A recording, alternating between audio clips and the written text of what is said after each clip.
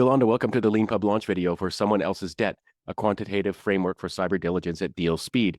I was wondering if you could take a moment to talk to all of us a little bit about yourself, your professional experience and background, and what your book is about and who it's for. Sure. Well, thanks for having me, Len. So I've been the head of cybersecurity, in charge of cybersecurity for a few different organizations of various sizes. And, I have been on the inside of an acquisition conversation more than once.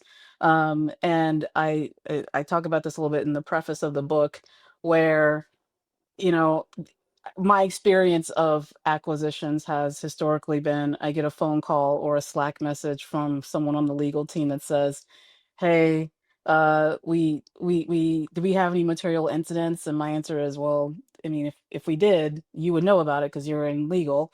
So we would be sharing that information." And they're like, "Okay, okay, cool." Or I get a cryptic message from an engineer asking me about software bill of materials, and I say, "Okay, well, who is this for?" And they're like, "No, no worries." And then 60 days later, we see a company-wide email that says, "Oops, we just got acquired," and everyone should be happy. The story I tell about it in the book is, the cyber person, unfortunately, sometimes is the last to know, and yet there's a great deal of risk that needs to be brought about or needs to be discovered and talked about as part of that acquisition, both internally for the organization and externally for the deal team and the acquirer. Um, so, I built a framework so that way it would be a little less ad hoc. Built the methodology around that framework so that way it was repeatable and defensible and scalable. And in doing that and going from it being just in a spreadsheet to being now this methodology to now being a book, and going through some case studies to kind of validate it. I've been able to kind of put together what I think is, something that people can use to make sure that they don't find themselves on the other side of a Slack message saying, "Huh, we just got bought." So this is a fascinating topic. Before we started recording, I was sharing with Yolanda that I have a background in mergers and acquisitions myself. I worked in M&A deals in the out of the UK, but for all of Europe and sort of abroad as well. And I know I've done due diligence myself for a big merger and acquisition, and like kind of like basically to for the analogy I always use when I explain it is, imagine someone's buying someone's thinking of buying a house. You're going to want someone to know, is the house indebted in some way? Is it tied to some kind of loan or something like that? You're going to want to know that. You're going to want to have someone tell you about the foundation. You're going to want to have someone tell you about the roof. You're going to want to have someone tell you about the sewage, and you're going to want to have someone tell you about the base, the kind of plumbing and electricity, and like just think about all the things you're going to need to know. Same thing goes for when someone's buying a company. They need to know, how much money does it have in the bank? How much debt does it owe? What are the different countries that it's operating in? Are there any lawsuits against it? There's legal, there's environmental, there's et cetera, et cetera, et cetera, et cetera. And there's also, cyber, for basically any company nowadays. And when I saw your book and I was like, oh my God, like this would, I mean, for someone like me who would have been just sort of, you've suddenly got to do DD, and like you're in charge, you're sitting on top of all of these different aspects of things that you might know nothing kind of specifically about, and having guidance on, like, here's the book on how to do like environmental DD, for example. Like I would have loved to have had a book like that. And and and it's specifically like how to do cyber would have been really, really great. And so this, just for anyone watching, if you're in investment banking, if you're in mergers and acquisitions, and you want to like have a reference book for like how to do DD on cyber, this is like someone wrote it and it's amazing. And it's got stories in it, but they're real world stories about like things going wrong. So I can't say enough about it from that perspective. But uh, the thing I wanted to talk to you about is like, why is it so hard to get people to take this kind of thing seriously sometimes? Like you Mm. said, like the thing that like, I get your point that like the cybersecurity head learns about the acquisition last means that no one's placed a priority on cybersecurity in the acquisition. And that's an Yeah. incredible thing to hear. Yeah. Well, I think there's a couple things there, right? So there's certainly the perception that that it's when and you've been in the diligence space yourself, so you know things are going really fast.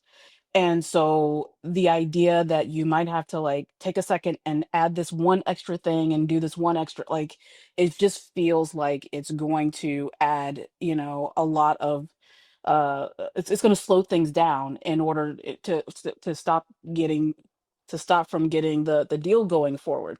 And then there's, I think some scar tissue, right? I was in doing some research for the book, I came across uh, a study from FTI Consulting that they put out where they talk about how, what my experience is certainly not unique. A lot of CISOs and uh, people who are involved in cyber find themselves sort of, on the outskirts of a deal and don't necessarily feel empowered to actually really talk about real risk because they don't want to do the thing that may be necessary, which is say, hey, this is going to be costly. I do think another reason why um, we find that kind of people don't go all that deeply into small deal cyber diligence is specifically because the language around it has been very sort of soft, right? And that's really where the book comes in to talk about quantifying things and giving a real number versus saying, "Oh, this is going to be bad," or "Hey, I found, let's just say, an open VPN portal that's really bad." Well, deal teams don't know how to contextualize that. They don't know how to grade that, or and they certainly aren't going to derail a deal on the basis of this sort of soft language. So the book tries to ground all of those findings into actual dollar figures in a way that it can be done very quickly at deal speed. Yeah, that's once I sort of got the message, I was like, oh my goodness, this is so like, kind of battle hardened, right? If you can go to an investment committee with a number of some Mhm. kind, people love numbers, but they know that there's a kind of schema behind it. That they can drill into that if they need to, and they can go, okay, this is what I'm being presented with. So how do you go about attaching a kind of number to cybersecurity risk? Yeah.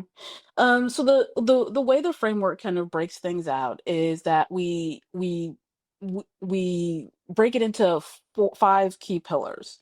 The first pillar is looking at the external attack surface, and in most cyber diligences, that's the bulk of the work. We're looking at external, outside in, what the world knows, what we can find on the dark web, what we can see in open source reporting. We're looking for published information with respect to incidents and things like that.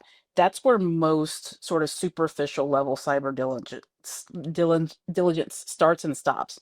But the framework says, well, there's certainly more to it than just answering the checkbox question of did you have a material incident. So the second pillar goes into vendor concentration. We want to know whether or not you have third party risk associated with your platform and with your partnerships that may introduce upstream issues on the cyber side. We've seen this with companies like Okta, and we've seen this with even AWS US East One, right, where an upstream issue can now impact whether or not you are able to actually deliver on your service. And then we look at things like data sensitivity as a third pillar, security program maturity as a fourth pillar. And then we look at the integration risk as the fifth pillar, which the book kind of breaks out into two different, subgroups. But integration risk really talks about what happens post close, Right. which is something that's unique, I would say, to to this framework, is in the fact that we aren't talking about, getting us to the deal, doing the diligence and being done. Part of where we have to ascribe value is what is it going to cost us to remediate and to mitigate some of the issues that we identify. Is part of the reason that it can be difficult to draw attention to this as well, that cyber is seen as like only a cost. That's a cost center, yeah. Yeah. Yeah, that's certainly I think that's certainly a big I think that's a big contributing factor. I was listening to the Funcast podcast a couple of weeks ago, and one of the co-hosts on the show was talking about how is it that you generate value in during the course of a diligence activity. And they said there were three levers. The first lever was, you know, increasing revenue. The second lever was decreasing costs, which is what everyone's always afraid of with risks and things like that. And the third lever was mitigating risk. And where this particular book and this framework really lives is in that mitigating risk portion, right? So the idea is that it's going to cost me less to go ahead and think through how do we get, let's just say, MFA fully integrated across all of my portfolio and all of my portcos versus allowing a breach to happen, finding out about it, then having to deal with the cleanup, the reputational issues, the operational disruption, and things like that. So it really is about ascribing the value of doing that work versus just I'm sinking cost into something that's never going to have a return on that investment. I remember once when I was leading a due diligence process, I sort of had to fly to Frankfurt for the day, and I had like a sort of like full day of interviews lined up with all the kind of like big name kind of consultancies, right? And it's like, you know, for accounting, it's all the names you would remember. For environmental, would be a bunch of names you probably don't know. For engineering, it would be a bunch of names that you of companies that you definitely probably haven't heard of. But if I had found myself sitting across from the big name kind of companies that would have their consultants that I was, you know, having bid on the contract to do kind of cyber DD for us, what's your critique of the kind of proposals they would typically make? And I know you talk about this in your book with respect to kind of qualitative analysis and heat maps and stuff like that. So Hmm, hmm. what would I expect from them, and what would you say they're not getting right? Yeah, I think there's a couple of things. Number one, the ones with the kind of sprawling teams, you have to justify the cost of that sprawl, right? And it's with, you know, I'm going to take a lot more time. And the value is that you would hope that those teams have the opportunity to go through more depth. But when the deal, especially now when the velocity of the deal is part of the the win here, right? We're potentially, you know, in a bidding war with another firm or something like that, right? The you can't take 60 days to do a cyber diligence. So that's where the big Hmm. ones are needing to, I think, be a little bit more agile. Additionally, there's the where does the diligence stop? And for the most part, you get the maybe 100-page report that says, you know, with the heat maps as you called out, that says this issue is red, this issue is yellow, this issue is orange or whatever. And then you have to then go apply that somehow into a governance framework that may not match what what they have. So critical to me may not be critical to you, and it might not be a high priority. And plus, we've now got an integration roadmap that we've got to make happen. So where does this actually fall? It doesn't get done, and so now we're just sort of sitting on this risk, hoping that it never materializes. So we end up with this very qualitative, flowery, you should, you know, turn on vulnerability, have a vulnerability management program. You should, you know, enable, I'm going to keep going to MFA because that one shows up a lot. Our external attack surface discovered that you have some stale subdomains out there that you should probably turn off. And it ends up not just, it's not being very valuable in terms of actually doing and helping with that third lever, which is to mitigate risk. Just because I want to take the opportunity of having you here to ask you this question. In your opinion, what's the biggest exposure that big companies have nowadays in cybersecurity that CEOs don't understand or don't place as high a priority upon as they should? Mm, I would say it's a lot of unmanaged assets. That has been the case forever. we're all trying to go fast, and sometimes going fast means that we end up with just sort of a graveyard of leftover subdomains that, there's some old marketing site or some old customer portal that nobody ever came back and got. And I talk about the case of CDK, which I think that's in chapter 8, describing the operational disruption and how that can become a real pain point as part of a deal.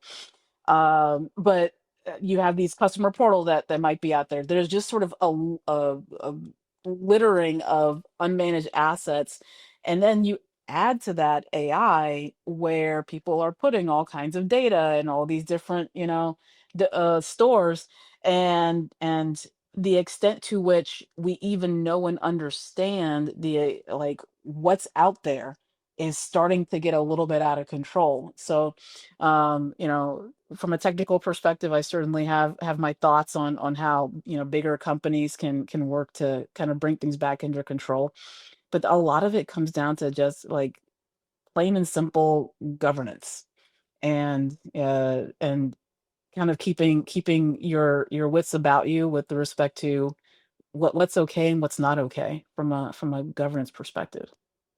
Um, my little joke is always that it goes against my nature to have short conversations, and I'm sure everyone watching and listening could get the impression that we could talk about this for a lot longer.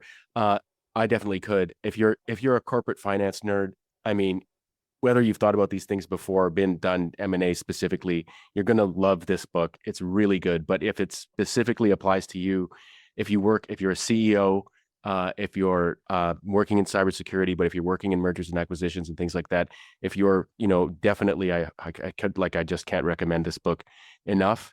It's Someone Else's Debt, a quantitative framework for cyber diligence at deal speed. Thank you very much, Yolanda, for this just amazing book. Thank you, Lynn. Thanks for having me.